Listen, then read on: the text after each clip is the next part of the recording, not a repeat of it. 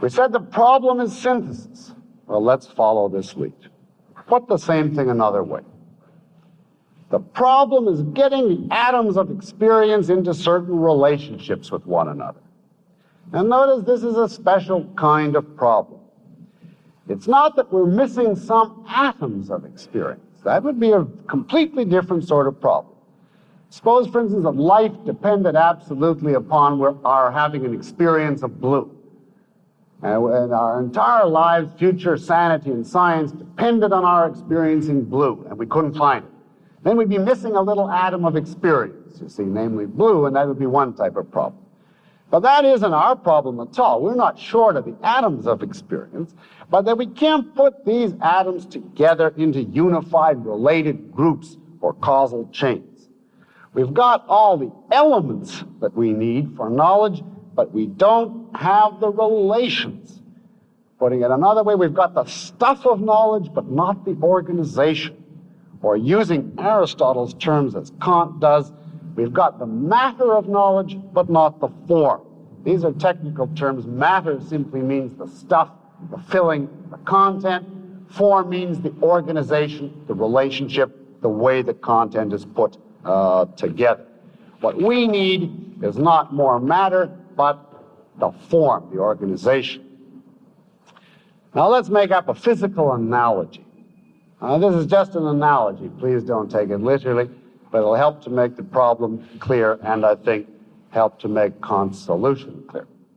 This is my own analogy. I made this up. It's not Kant's. Let us take Hume's little sensory atoms literally for a moment. Visualize them, if you want, as little physical pellets. And let's suppose that in the process of experience, these little pellets from the outside world bombard our bodies, travel up various routes through the nerves in the body, etc., through the brain, and there are we at the end of the process, the end of the chain, a little back behind our brains, watching the end product as it reaches us. And suppose, as is the case, that we see these pellets actually always appearing in certain regular combinations, in certain regular order. The empiricists are standing there, see, and they say, well, fine, it's orderly up to now, how do you know tomorrow? Just because you see it now doesn't prove anything. The rationalists say, we don't even have to look. We know, independent of any experience, by means of our innate ideas, that reality must be made up of enduring combinations, and therefore we can be guaranteed that these pellets are going to go together in certain ways. To which Kant says, how can you possibly know that? Because you didn't get it from studying reality. Well, do we have any clues to a solution? Because believe it or not, after this long build-up, we're on the threshold of a solution. What have we established so far? We need to get these pellets together. We need necessary synthesis, and that can't come from experience. So somehow, it must be a function of our minds in some way. To this extent, Kant says, the rationalists are entirely right. Somehow, this necessary synthesis must be a contribution of our minds independently of experience. But we know that it can't be that our minds give us innate information about reality's necessary laws. It can't be that our minds give us innate truths, that reality is this way or that way. We've seen why Kant rejects that. Our minds don't give us innate content, but they give us something. And now all we have to do is add in the third piece of information that we know. We don't need content. We don't need information. We need only the relationships. We need only the organization. We need only the putting together of the elements we're given. We don't, in a word, need information. We need a synthesizing activity. Synthesizing activity. Well, now, let's be bold, as Kant was. I don't say true, but bold. Let's put forth the following hypothesis. Let's say the mind does make necessary synthesis possible. not by knowing innately in advance of experience that reality will be made of synthesized combinations, but by performing the synthesis itself. In other words, the mind will be the source of the syntheses, not in the sense that it recognizes or identifies a synthesis which exists independently of it in reality, but in the sense that the mind actually brings that synthesis into existence itself by its own activities. On this view, we'll say it's not that the mind knows or discovers laws out there independent of it. It doesn't discover them either by experience or innately. It creates those laws. It doesn't discover them, it creates them. Now, in terms of the analogy that I just gave you, the analogy of the pellets coming up the pipeline and there you are at the end. Suppose that as these pellets are coming up, now this is just an analogy, remember, and it's going to get pretty crude in a moment, but it'll give you the idea. Suppose that as these pellets come up the pipeline, the various nerves to the brain, a little before they reach the end, that is, before they reach us, and we're back there at the end watching the end product, there is a little man with a collection of sticky pins. And as the pellets come by, the various ones representing sensory qualities, he spears them with this pin in various combinations. He sticks a pin in them, binds them together, and then sends them on their way down the pipeline. And there are we at the end. And when it reaches us, we say, aha, an entity, cluster of qualities necessarily connected. And of course, he's got all kinds of different pins, as we'll see. Another one is what we might call a causality pin. And as events come up the pipeline, he spears the appropriate ones with his pin and sends them on down. And when we get them, they always follow one another in a certain order because he's caught them as they come up and stuck them together in a causal way. Now, there's no use you saying, of course, well, I've never experienced any such little man, because obviously, by the nature of this hypothesis, the little man operates on a level prior to experience. It doesn't get to you before it's been processed by him. First, he sticks all the pins in, and then it reaches you. So, of course, by the nature of it, you couldn't experience the pinning. You can only see the end product after he's done it.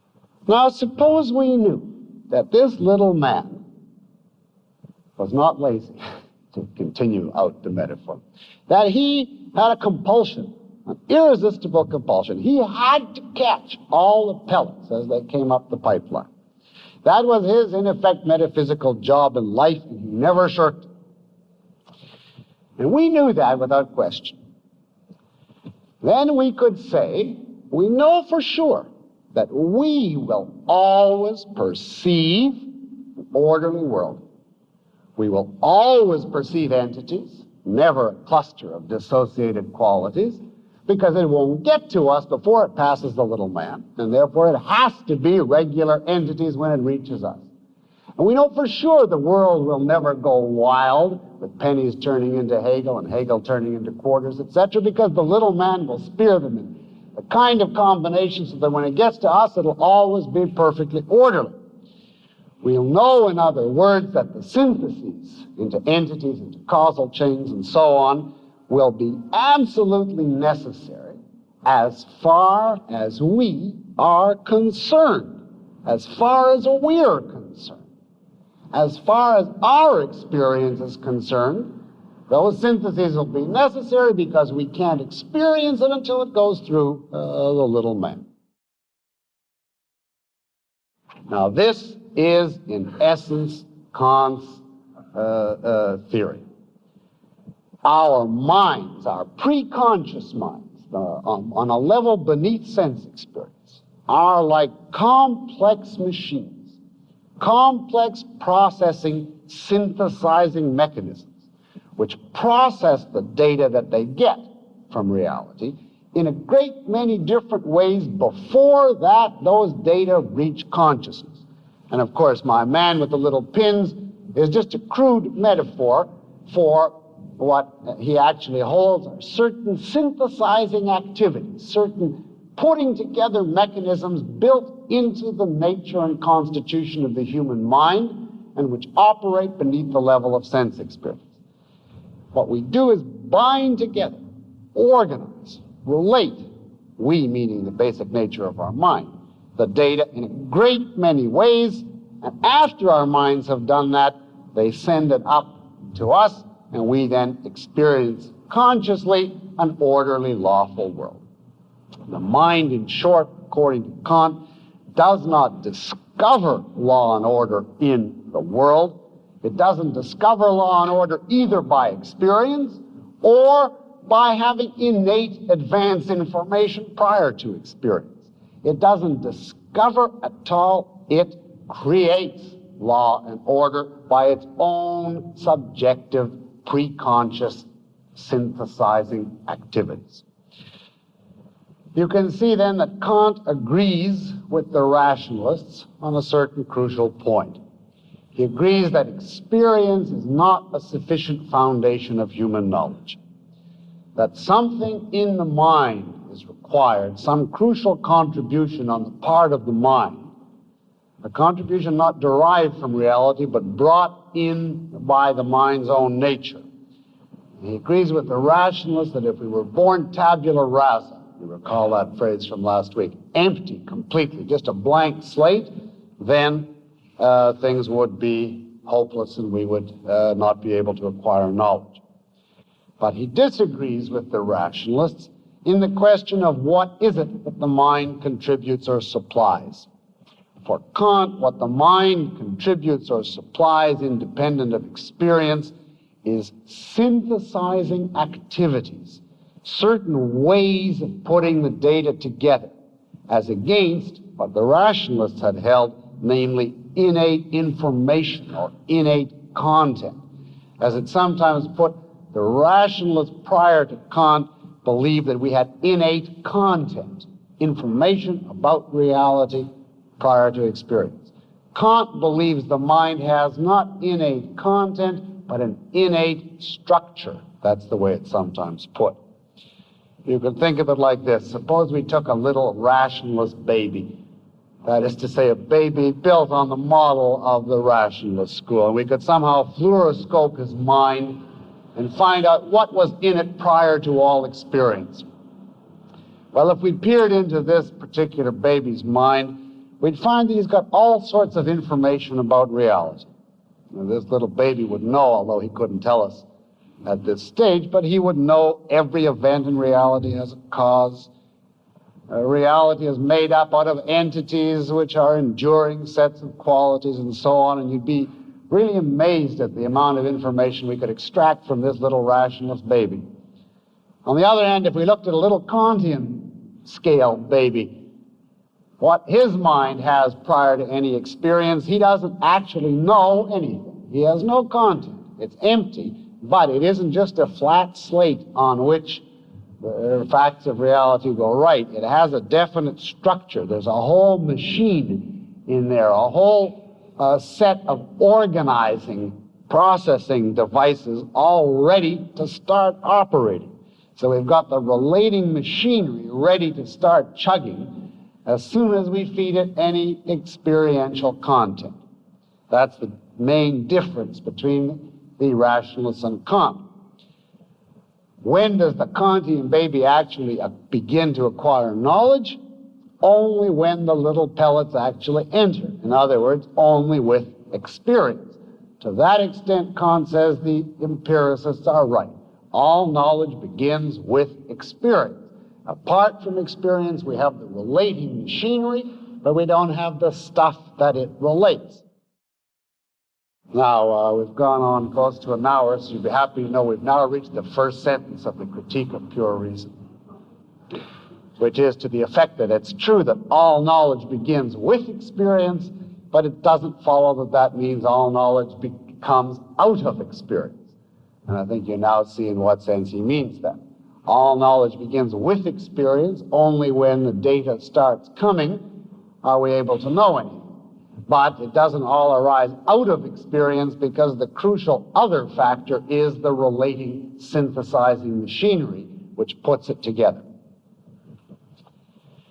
Now, to anticipate, but you need to know this now, there are for Kant 14 different types of synthesizing activity that the mind engages in. I'll tell you what some of the key ones are.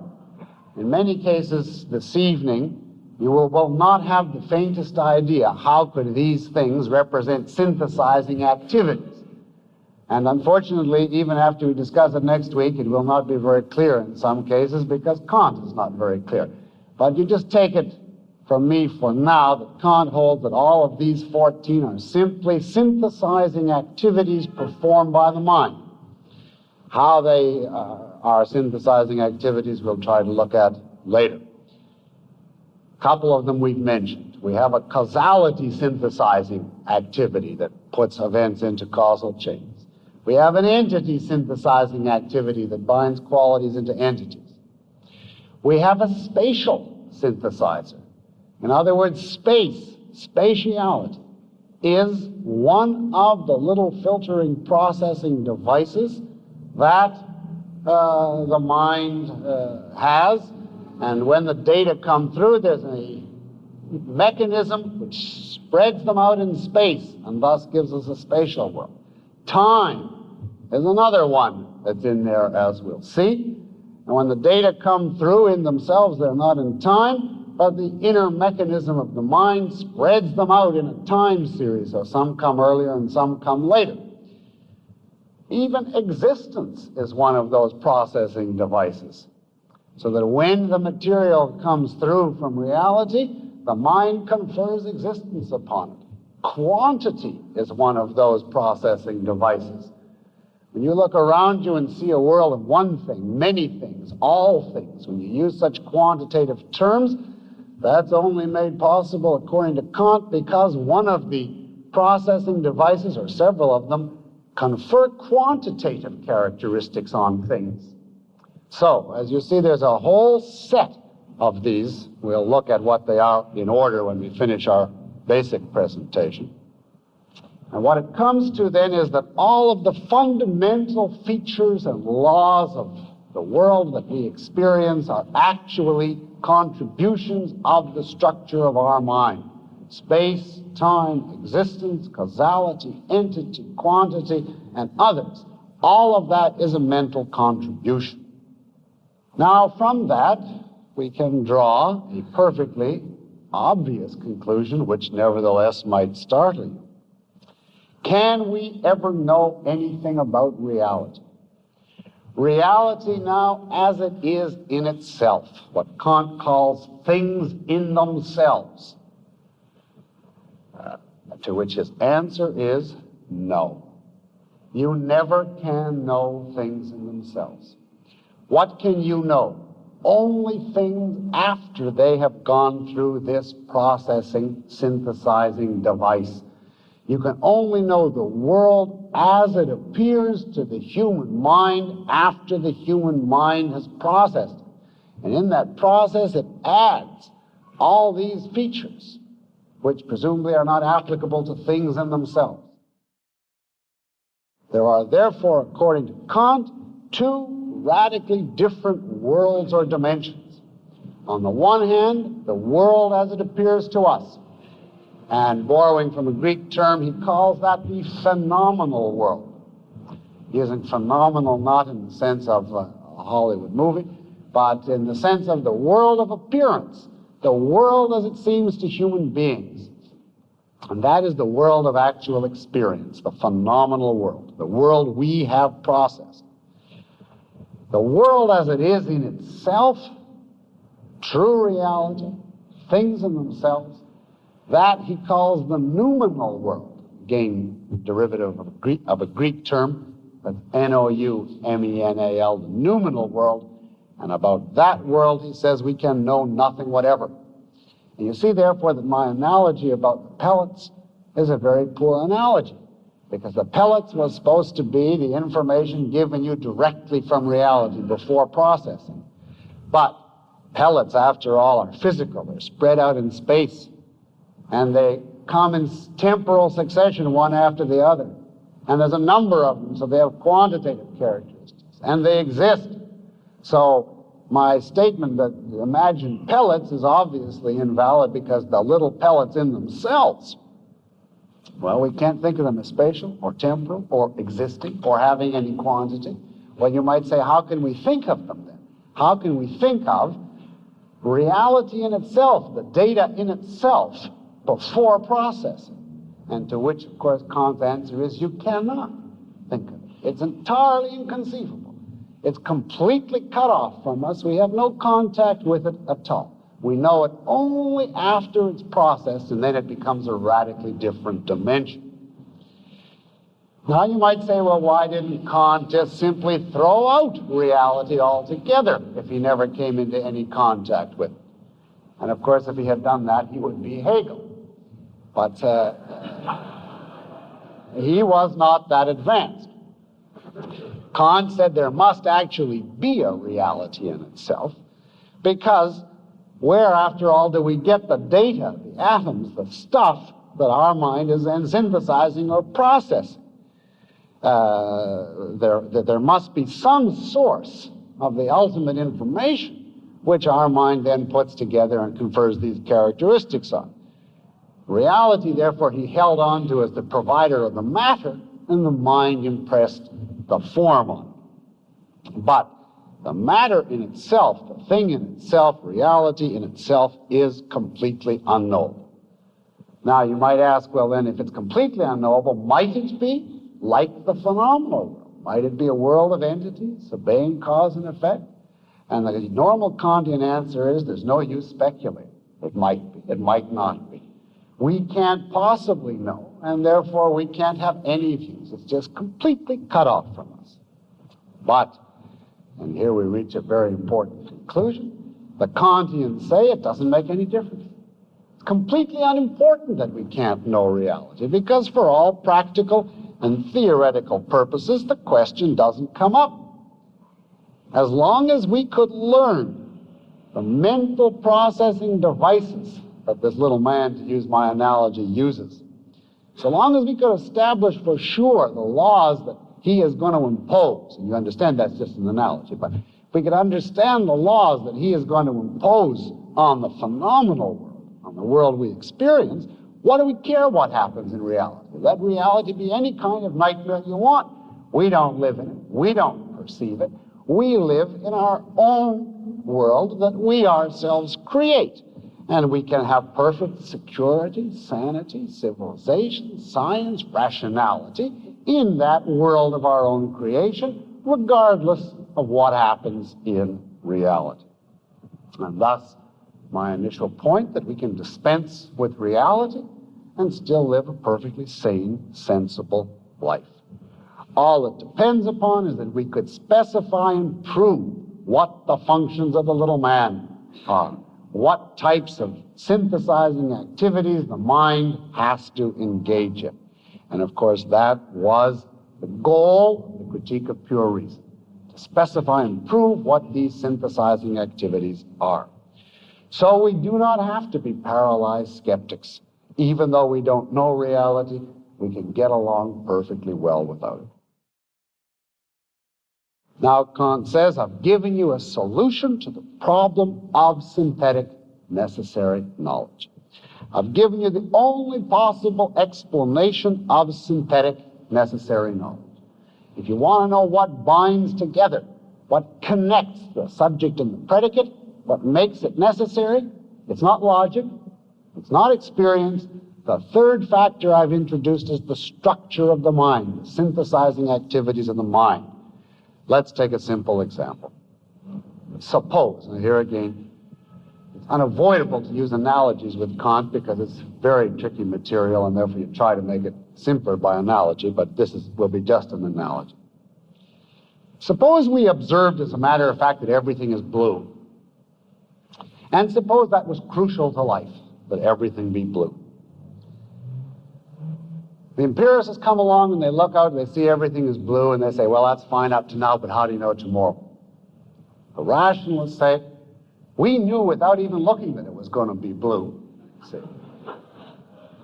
We had an innate information to that respect. Kant's type of solution is simply this. Who knows what color reality is in itself? What I will prove to you is that man is born with blue spectacles taped on his eyes. Therefore, we can know for certain, as a matter of fact, that everything is going to be blue. Fact, in which world? In the phenomenon. And we can know that it has to be blue, that that's necessary. And how do we know that? We won't see it till it goes through the blue filter. And therefore, to us, it will always have to be blue. And thus, the synthetic a priori proposition, all things are necessarily blue, would follow, if we could prove we have these blue spectacles, it would follow, and we would have validated synthetic a priori, synthetic necessary information. Now, all you have to do is think as an analogy, in effect, that we don't have blue spectacles, but we've got causality spectacles, and entity spectacles, and quantity spectacles, and space, and time, etc. And it goes through all this, and we only get the end product. So when we say every event has a cause, for Kant, that doesn't mean events in reality. It simply means, if you wanted to translate a statement like that into Kantian method of coming at it, you'd come out with something like this. By the way the human mind is built, it must necessarily creatively synthesize the material provided by the numeral world in such a way that in the phenomenal world we will always encounter a regular sequence of events. That's, if you wish, a translation of every event has a cause into Kantian terminology. We can notice, therefore, that all that we know as phenomena, as it's put, and anything necessary we make necessary. And that indeed is why we can know in advance of experience that these things will be necessary, that there'll be causality, that there'll be entities, etc. All the necessary laws of our experience are necessary because we make them so. Now I want to make clear what we mean by we here. Kant does not construe this as a volitional activity, and certainly not as a conscious activity. It takes place beneath the level of consciousness, prior to consciousness, and you have no choice. It's automatic, inexorable. It's the basic nature of the mind itself, which is true, he thinks, for all human beings. So we can put it this way. We find in experience only the laws we put there. If we didn't put the laws there, we could never find them. We'd be back in Hume's boat. If you claim, no, you disagree with Kant, the laws that you know are objective, they are independent of man, then Kant would say, if it's independent of man, we could only know it by experience. But by experience, we can't get necessity, and we go down that road again, you see.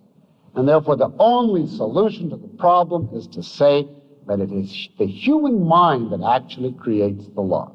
Only if we are built in such a way that we have to experience in certain ways by our subjective constitution as human beings, only then can we know a priori what laws will hold. The price of knowing necessity is ignorance of reality. But it's also put, the reason the world lives up to our expectations is because we create the kind of world that has to live up to our expectations. Now, Kant claims very correctly that in putting forth this type of philosophy, he has entirely reversed the direction of philosophy, which he did. Reversed the direction completely. Prior to Kant, philosophers were all realists in this sense. They believed there was a reality out there, there was our mind in here, and the function of our mind was to conform to reality, to acquire knowledge of reality, to adapt itself to reality. That was true of the Platonists and of the Aristotelians prior to Kant. Kant says, this approach is hopeless, and therefore, what I substitute is this. It's not that our mind must conform to things, but rather things must conform to our minds. It's not the world sets the terms, and the human mind obeys, but the human mind sets the terms and the world obeys. The world here, of course, we mean the phenomenal world. There is still this vestigial, unknowable numeral world in the background, but it's unknowable. In other words, our thought literally constructs the world we experience, the phenomenal world. Now, this reversal is what Kant refers to as his Copernican Revolution. His Copernican Revolution in philosophy. You know, the revolution that Copernicus was supposed to have introduced in astronomy. Prior to Copernicus, in the medieval period, it was held that we on Earth are still motionless, and that the motion is out there in the stars and sun which revolve around us. Copernicus reversed it completely. He said, no, it isn't true. The stars at least are still, and we here on Earth are moving around them, but we mistakenly project our motion outwards. Really, the motion is in us. Well, Kant does the same thing in epistemology, or a parallel thing, he says. Prior to Kant, rationalists and empiricists held that knowledge is the recognition of existence. They argued over what is the nature of existence, what is the method of coming to know it, but they all agreed knowledge is a process of getting to know what's out there. We have to obey reality's terms. Kant says no, precisely because reality sets no terms. Just a flow of human experiences, either we impose the terms or all is lost. So that knowledge is not an activity of discovering laws, but of creating. Now you can see from this that Kant entrenched subjectivism deeply into the very fabric of all subsequent philosophy. The human mind controls, creates, dictates, shapes the world, the phenomenal world. Now, you may ask at this point, does Kant then say that any person can make up whatever world he wants, and that whatever any person wants to be true will be true for him, if that's the kind of world he wants to create? Does he say that your personal subjective wishes and hallucinations are true for you and somebody else's for him, and etc.? The answer to that is no. Believe it or not, Kant claimed to be a champion of objectivity. And he said that on his view, he can make a perfectly clear distinction between the subjective and the objective. Well, how could he do it? Well, take, for instance, a pink rat, a hallucinatory pink rat that you in particular experienced because you took a certain quantity of alcohol. Now, Kant would say, that is clearly subjective. It just represents your personal, private experience. We can't say it has any objectivity. But, he says, the mental processing devices I'm talking about, space, time, causality, entity, etc., the ones which create the phenomenal world are not like the hallucinatory pink rat. They're outside of any individual's will or choice. They're automatic, inexorable, universal to the species, and therefore no individual can alter them. You have no choice whatever about using these processing mechanisms. And Kant says this is what we have to call objective. Objective is anything derived from the universal, inexorable nature of human consciousness, which means, as you see, that objective, as he uses it, means a collective, universal, inexorable subjectivism. The objective is just the universal subjective. If all men necessarily impose certain subjective features on the world, that Kant calls objective.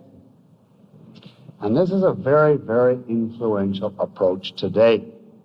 You'll see it in pragmatism, for instance.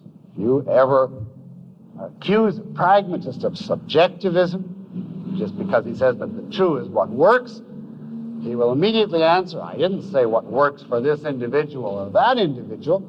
I mean what works for society, for everybody. And he will take it as though it's obvious that that means he's not an advocate of subjectivism, because he's talking about what works for mankind collectively. That is a Kantian heritage. Ayn Rand in Atlas refers to it as the switch from the objective to the collective, and it's inherent in Kant's approach. Now, of course, collective subjectivism is still subjectivism. And in this sense, Kant is an arch subjectivist. Now, I want to give you the same point in another terminology which I'd like you to know for the remainder of the course. Namely, Kant is what we call an advocate of the primacy of consciousness. The primacy of consciousness. I'd like to explain that phrase.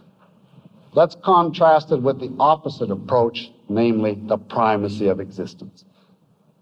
Now, the primacy of existence is the Aristotelian and objectivist viewpoint in philosophy. That's the view which simply says the reality exists, existence exists, it is what it is independently of consciousness, it sets the terms, and consciousness is metaphysically passive. Not epistemologically passive, it has to engage in various processes to acquire knowledge, but metaphysically passive, meaning consciousness is not a faculty for creating reality, but simply a faculty for perceiving reality, for recognizing, for identifying, for grasping what is out there independently of it.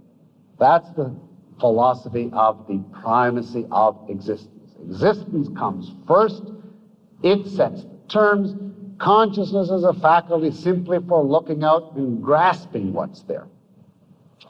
Now, the primacy of consciousness is the exact reversal of that view.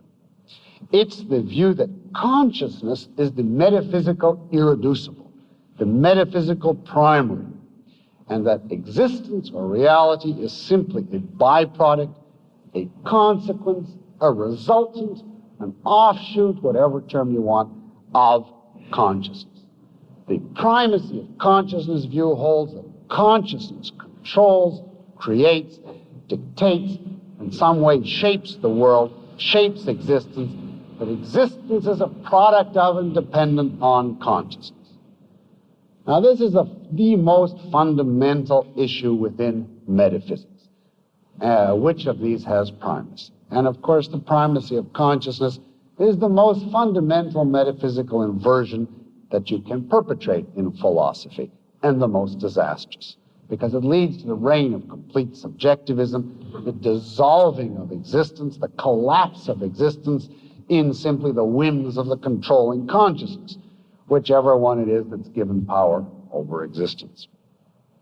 Now, if we can use these terms of primacy of consciousness versus primacy of existence, you can better appreciate Kant's crucial role in the history of philosophy and why he was so influential. Let's go back for a moment to Christianity, the medieval Christians. They held the earliest influential version of the primacy of consciousness, what we can call the supernaturalistic version of the primacy of consciousness. That is to say, there is a giant cosmic consciousness which controls the world, a supernatural one, and of course you can guess who that is, God. God is the consciousness that creates the world emanated from his conscious activity. And of course you see that there are all sorts of people today who accept that sort of metaphysics entirely uncritically, as though the primacy of consciousness is simply obvious, that of course consciousness must come first. You can see that mentality, for instance, in people who say, who created the world? Who created existence? And if you say to such a person, well, it just exists, that's where we start. They say, well, that is unsatisfactory, inconceivable, impossible. There must be a consciousness which created it. And suppose, just for the heck of it, you were to pursue that and say, well, where did it come from? Well, if you can't just start somewhere and say something existed and you have to keep finding some more basic fact, wouldn't you need another consciousness to create the original consciousness which created the world, and then another one, and so on to an infinite series? Many people can abstractly appreciate the logic of that argument, but it doesn't upset them. Because they think to themselves, well, if you have to start somewhere, it's better to start with consciousness. To make consciousness a primary is graspable, and then existence simply a derivative of it. But to make existence a primary, that seems inconceivable. That mentality, after, of course, hundreds and hundreds and hundreds of years of Christianity, is deeply entrenched in a great many people. It comes up periodically, for instance, in publications like the Reader's Digest, under some such title as 12 Reasons Why a Scientist Believes in God, and the 12 reasons come down to the world is so orderly, how could there be order if it wasn't the creation of some supernatural consciousness? And, of course, many people believe in miracles, and a miracle is simply an example of the primacy of consciousness. The controlling supernatural consciousness periodically subjects existence to the whim of the moment and alters its functioning, and that's called a miracle. Now you see then in a general way the supernaturalistic version of the primacy of consciousness. Well, if you look at Kant in relation to this supernaturalistic view, you can see that what Kant did simply substitute a new type of the primacy of consciousness. What he did is say, let us substitute the collective human consciousness for God's. The essence of Kant's big change in the primacy of consciousness is to say, let human consciousness replace God's as the world-creating force. It's human consciousness which creates law, order, and design. It's human consciousness which shapes the world. Always remember, of course, the phenomenal world. Human consciousness is the secular stand-in now for the Christian God. Now, I hasten to say that Kant still believed in God, but in terms of his metaphysical functions, human consciousness, collective human consciousness, is usurping the functions that Christianity once gave to God. In this respect, we can say what Kant did is take over the essential metaphysics of religion and then secularize it. The Christian view is God says, let there be causality, and there is. And the Kantian view is man's mind, the deep down pre-conscious mind says, let there be causality, and there is. But of course, man doesn't quite make it to the numeral world the way God did. Man just makes it to the phenomenal world, the world that he himself experiences. So we can then conclude Kant's basic approach with a few simple words. Our conclusion will be, only if we are subjective in the deepest metaphysical sense, only if we grant that it's our minds which determine the laws of the world we experience, only then can we save mankind from Hume's skepticism. Only subjectivism can give us a means of knowing unalterable laws that will be true for all men, that all of us can recognize and live by. It's recognizing the subjectivism of our knowledge which frees us from all the impossible disagreements, arbitrary disputes of the people who claim their knowledge is objective. We should be men of reason, says Kant. We should follow science. But we can be men of reason and science only if we recognize that reason and science is limited to the surface world, the world of experience, the world we ourselves create. Reason is fine and valid in its place, but the very conditions of its validity debar it from access to reality. And thus, opening point I made this evening, only if you're a skeptic can you live by reason. If you think you know reality, then you're back in Hume's boat. Now, so much for the essentials of Kant's basic approach to philosophy. I hope you now understand the essence of the Kantian viewpoint, the Kantian Revolution.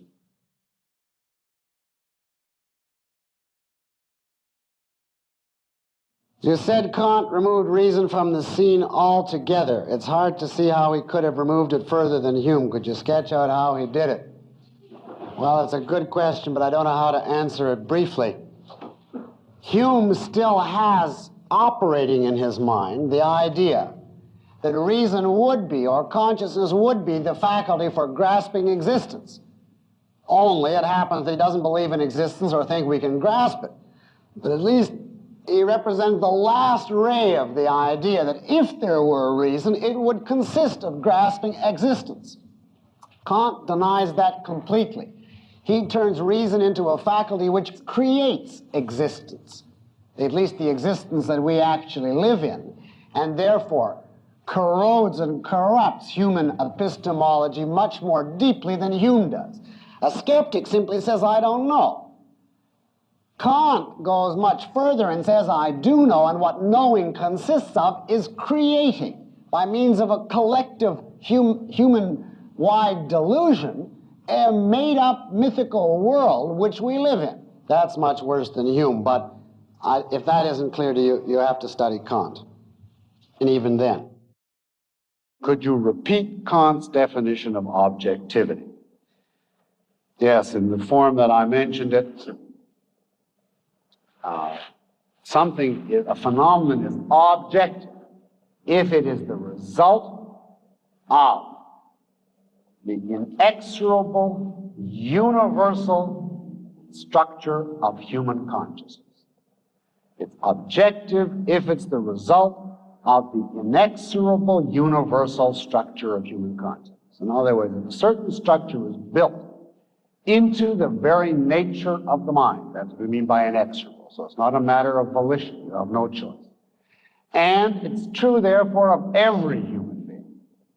For Kant, the resultant is objective. On the other hand, if something is a product of simply one human mind, in an area which was volitional, then it is subjective. So that the objective amounts to the collectively subjective. By what means, one person asked, does Kant know that the mind syntheses are necessary? How would he answer the objection that the mind's basic synthesizing activities might suddenly change? And another person asks, how does Kant establish necessity by his categories? How can he be sure that the mind will have different categories or even exist tomorrow? And I have that question in a variety of forms. That is obviously a perfectly valid question. And it's a common objection to Kant. To just elaborate the objection for a moment, the objection to Kant is that all he did is shift the locale of Hume's problem, but didn't answer the problem. Hume looked out there at the fire which was hot and said, how do I know that the fire which is hot today will be hot tomorrow? Kant said, in effect, my mind is so built that I must perceive a hot fire today, tomorrow, etc. Well, the question is, couldn't Hume just come back to him and say, how do you know your mind, which is built this way today, will be built a different way tomorrow? If it is, then we're no farther ahead. Maybe our necessary synthesizing activities will all vanish. Now, largely Kant's answer to this will have to be postponed until next week, because that is the whole thing he wants to prove next week, that these synthesizing activities are unavoidable. I'll tell you only this much. Kant wouldn't say that he can prove these synthesizing activities are absolutely necessary, that they just have to take place no matter what. He gives up that attempt. What he does try to prove, though, is that anybody who has any form of human experience at all, he can prove has all of these synthesizing activities necessarily. The simplest illustration of it is, I simply ask you this. I'll give you 3 knocks. Now, can you hear those 3 knocks? Everybody can hear the succession of 3 knocks, right?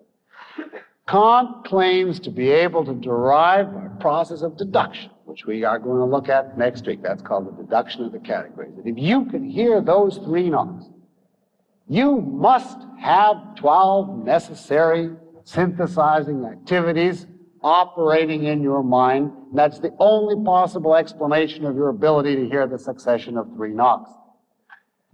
Now, the whole thing is based on the fact that you can hear 3 knocks. See? Can he prove that? No, he can't prove that that's necessary. All he would say is, if somebody got to the stage where he couldn't even hear the succession of 3 knocks, he would immediately become a member of a different species. He could no longer raise any objections to me. He'd have a radically different type of mind, and he'd have his own philosophic problems, and let him answer whoever the Martian equivalent of Hume is. All I'm doing, he says, is answering the problem for human beings. The minimal definition of a human being is that he can hear the 3 knocks. If you can hear that, everything else I'll prove to you follows unavoidably from that. If suddenly we are plunged in a completely different world where we don't even have temporal succession, we can't even tell one thing coming after the other, well then in that world we can't think, we can't know, we can't argue, we can't object, we can't philosophize. We're a different species and we've got our own problems which he can't claim to worry about. So in a way this is an evasion of the question, in a way not. An evasion in that he cannot prove an absolute necessity. But not in that he says, when this would happen, even the person who asks the question couldn't ask the question anymore. Because as soon as he asks the question, he has at least the ability to connect a few things, and that presupposes all of his categories. But for the full argument, that's the deduction of the categories we're going to prove next week, starting with 3 knocks and ending with 12 synthesizing activities. Kant began by acknowledging that we can at least know contingent facts of reality. How did he wind up believing that nothing can be known?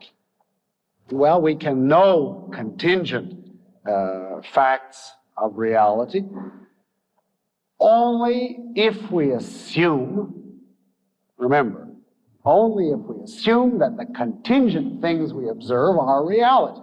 Now, if we start off from the Humean type basis, well, you might say, well, when we look out there, we observe certain things, and that's reality. And therefore, I know at least certain contingent facts about reality. But Kant's whole thrust of his argument, which I tried to make clear during the lecture, was that he came to the conclusion that even in regards contingent truths, if we call that reality, then we're lost. That the only way we can know necessary truths which are crucial is if the world we know is a world of our own creation, just the phenomenal world. And of course, once he said that for necessary truths, contingent truths also are pulled into being simply descriptions of the phenomenal world, because the numeral world has become unknowable. And therefore, the fate of necessary truths brought along contingent truths with it.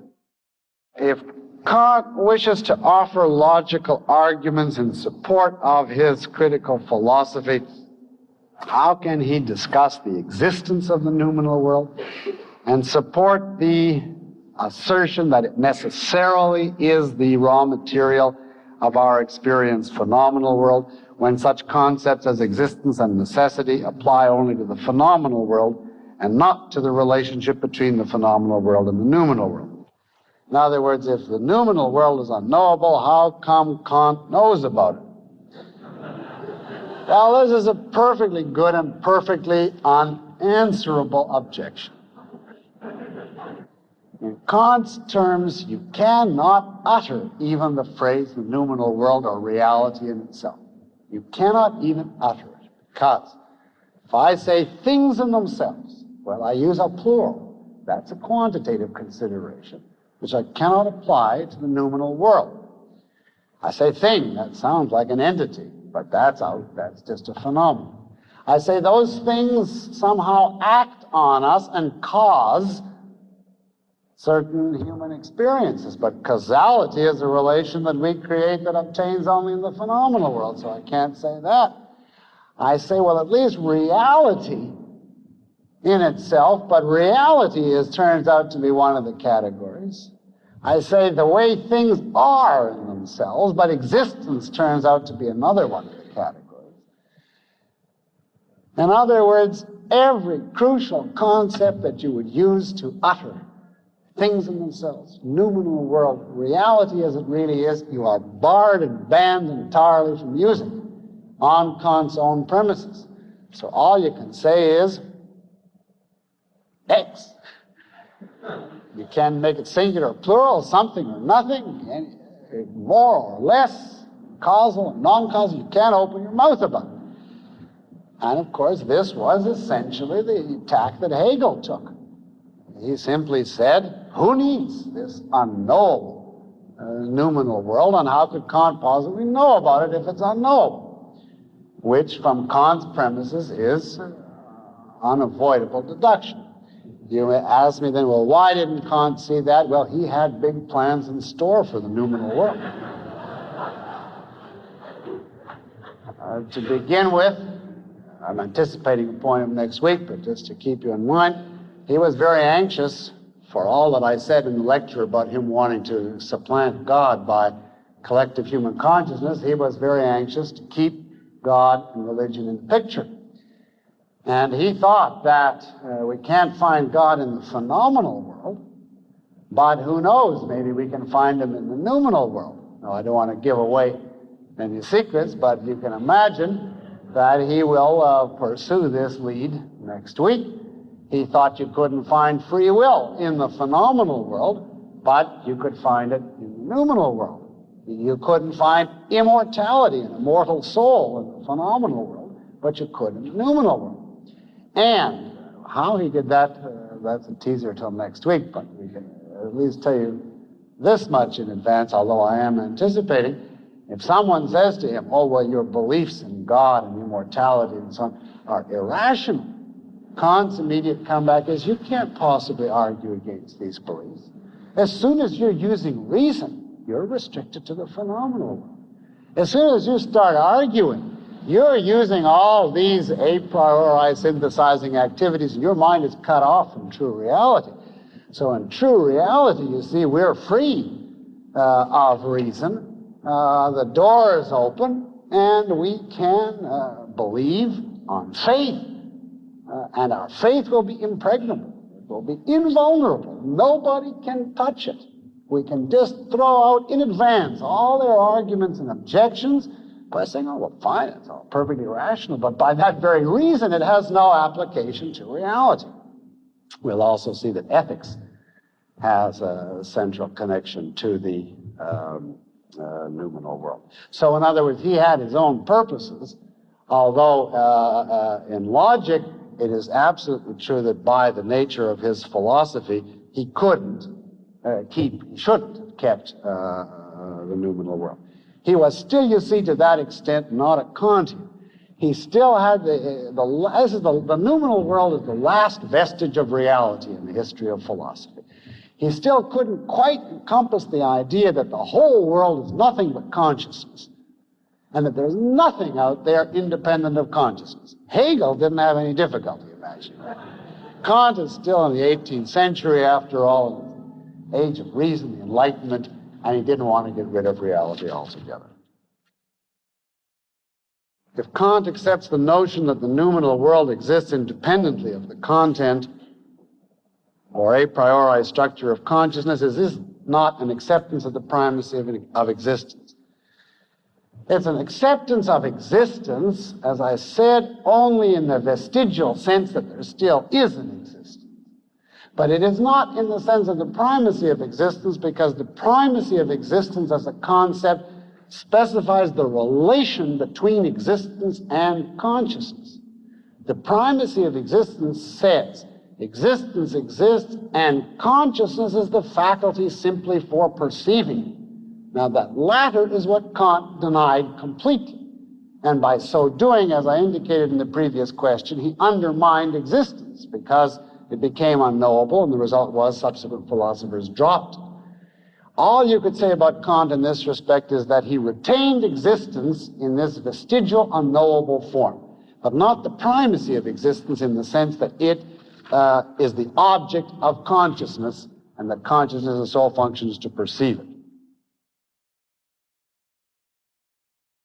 How does Kant reconcile the fact the individual humans' processes of synthesizing, if these processes are universally structured, bring them to different conclusions about reality with his concept of objectivity? That's a good question, but he's got an answer. And I'd like to stress this answer as hard as I can because this represents a common confusion about Kant. All that your mind gives you in advance is certain fundamental principles. It does not give you the application of these principles. It gives you, so to speak, the metaphysics of the phenomenal world. It assures you, for instance, wherever there's an event, there'll be a cause. Wherever there are qualities, there'll be an entity. Wherever you have experience, it'll be spatial, or it'll be temporal, etc. That is not the same as saying the mind gives you in advance the answers to particular questions resting on these principles. And the mind does not tell you in advance, for instance, the cause of cancer. It simply tells you, if it's something, it has a cause because we make it causal. But what the particular cause of cancer is, says Kant, he didn't use that example, but you get the idea, we will have to follow empirical procedures. We'll have to actually study the data of the phenomenal world and try to find out what sort of conditions go along together with cancer and constitute their cause. In other words, what the mind gives you and guarantees is only that you will accept a certain metaphysics and that you can't conceive the opposite. On this you can't go wrong, and this he would say is true. He says, no one could conceive an uncaused event, or a non-spatial world or a non-temporal world. But when we come to the particular application of these, we can make mistakes. We can think things which are incorrect. We can think that A is the cause of B when in fact it isn't. Our mind does not guarantee us on that. And in this respect, it's simply a parallel to any philosophy. If Aristotle proves that every event has a cause and convinces you of that, that does not guarantee that you're going to correctly identify the cause of everything. Or if Aristotle establishes that A is A, and you're absolutely convinced and swear you're going to function on that principle, that doesn't preclude the possibility of your making errors about what any particular A is. You still have to use a certain methodology, and you can be wrong. Now, Kant would say exactly the same thing. Our mind, guarantees only the basic principles. It doesn't guarantee the particular conclusions we come to when we apply them. Would Kant say that the experience of the same things in themselves are processed in the same way, or would he say that the synthetic mechanism arbitrarily processes any experience? Well, you are trying to smuggle out of me a knowledge of things in themselves which can't be had. You're implying there are certain things in themselves which are one thing, and there are other things in themselves which are something else. And what happens when we take the same thing in itself as opposed to a different thing in itself? Now, we don't even know that there's more than one thing in itself. We don't even know that there's one thing in itself. We don't even know that it's a thing. So we cannot speak, and therefore you can't say the same thing in itself versus a different thing in itself. Same and different implies something which has identity, which has certain characteristics as opposed to others, and that brings us all back into the phenomenal world. Therefore, there's no way to answer this question. It's not as though, in effect, things in themselves are divided into three categories and three sets. And when set A acts on us, one set of filters processes it, and one set B another, and set C another. Who could know that? Because we can't know anything about things themselves. Now, so the second half of your question, would you say that the synthetic mechanism arbitrarily processes any experience? To be exact, you'd have to correct that as follows. The synthetic mechanism doesn't process experiences. It processes the unknowable data. And experience is the result of the processing of that data. Nor does it do it arbitrarily, according to him. It does it inexorably by the very nature of the human mind itself. All of these mechanisms operate in any experience. All of them operate in any experience. In the terms of his own theory, how can Kant propose his views as knowledge of what is? He claims that because the mind itself contributes order to experience, it can never know what is the case independently of experience. Is he not making an exception of his own theory and claiming it as knowledge of what is the case? And of course the answer is yes. Kant claims to stand outside of his own theory, to look at the process of knowledge and say there are these numeral synthesizing activities, categories, and so on, which operate upon our minds in themselves and which yield our present state of knowledge. And this claims to be a description of the way things really are. So, and to that extent, of course, he is violating his own philosophy. What is his only possible way out of this objection? If he tells you, as his followers do, well, really, I'm not saying anything about the way things really are. I'm not really saying what the categories are in themselves, because I don't know what anything is in itself. And so can I really say there's 12 categories? Well, I can't say in itself there's 12 categories, because quantity, you see, is one of the things we add. All I can say is describing human knowledge as it appears phenomenally, we find in it features that we could not derive from experience, which, therefore, we will describe as independent of experience, a priori. We can simply state, as they show up in experience, what are they? But what in itself they are and what goes on to bring them, we cannot possibly know at all. So in other words, he can get out of this only by again pleading invincible, unavoidable ignorance of what the categories and their operation really is. But if you ask me, really, no, he cannot get out of that, because when he opens his mouth, he claims to be telling us the way something really is. Now, if you want the complete bizarre extreme of a consistent Kantian, I had a professor once, I'd written a paper on Kant, and I maintained a certain interpretation of Kant, and he was telling me, you can't be sure that your interpretation of Kant is correct. There are, after all, so many interpretations. Patton has one interpretation, Kemp Smith, another commentator, has another, and Wolff has another, and so on. How do you know yours is correct? So I said what I thought was humorous. I said, you mean we can never know the nominal Kant, just the phenomenal Kant? Which I thought was a joke, you know, that was reductio ad absurdum. And he said, absolutely right. He said, that's very well put. Nobody can know what Kant in himself actually said. All we can know is Kant as filtered by Patton, or Kant as processed by Kemp Smith, etc., you see. Therefore, all you can get is the phenomenal Kant, and you've had Kant as processed by Peikoff. You see, that's the category that was operating. Now, you see, that's the whole philosophy is then self-refuting, because you can't know what he said in himself. All you can know is how it appears to you. Kant defines synthesis as the mental direct manipulation of raw sensory data. No. There's several things wrong with that. First of all, by the time you say sensory data, it's already been processed. Remember now, you mustn't think that there's a reality out there which operates on our eyes, ears, and so on.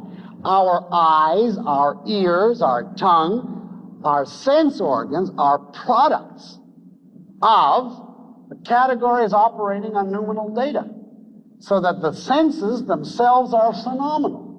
So you mustn't think that we somehow have sense data. That's what's so terribly misleading about my analogy that we experience pellets coming through the senses and so on. The senses are the result of the operation of the categories on X. I don't know. See. So you would never say that synthesis operates on sensory data. Synthesis operates on X, on numinal raw stuff which you can't talk about. It's the putting it together. The person underlines direct. Is it the direct manipulation? I don't know what you mean by direct. It's the putting together of that of that indeterminate data in such a way that the result is the world in which we live. If so, wouldn't all consciousness require such manipulation or processing? Well, Kant would say to that, no. I think we should postpone that for next week, but he grants the possibility of a very low-level type of consciousness which does not engage in synthesizing activities the way human beings do, but which is therefore devoid of the possibility of anything like human knowledge. All he would say is that any consciousness which has anything like human knowledge has to engage in these synthesizing activities. But, for instance, if we take just the three-knock example, he would hold that it's in theory possible that there could be a being that could hear the first knock. And by the time the second knock came, the first one was completely vanished. By the time the third one came, the first two were completely vanished. So he was in effect like a tabula rasa with each knock. So he heard one knock and then it was vanished. And then he heard the next one and that's all. And of course that type would be like a newborn babe at each instant. It never engages in any synthesizing activities. It just sort of brute sits there and observes. That would be at the worst, the lowest possible type of animal. And we're going to use that as an example next week. The salmon is alleged to be that, and we're going to contrast the salmon with man and show how man, in contradistinction to the salmon, must have at least 12 consciousness.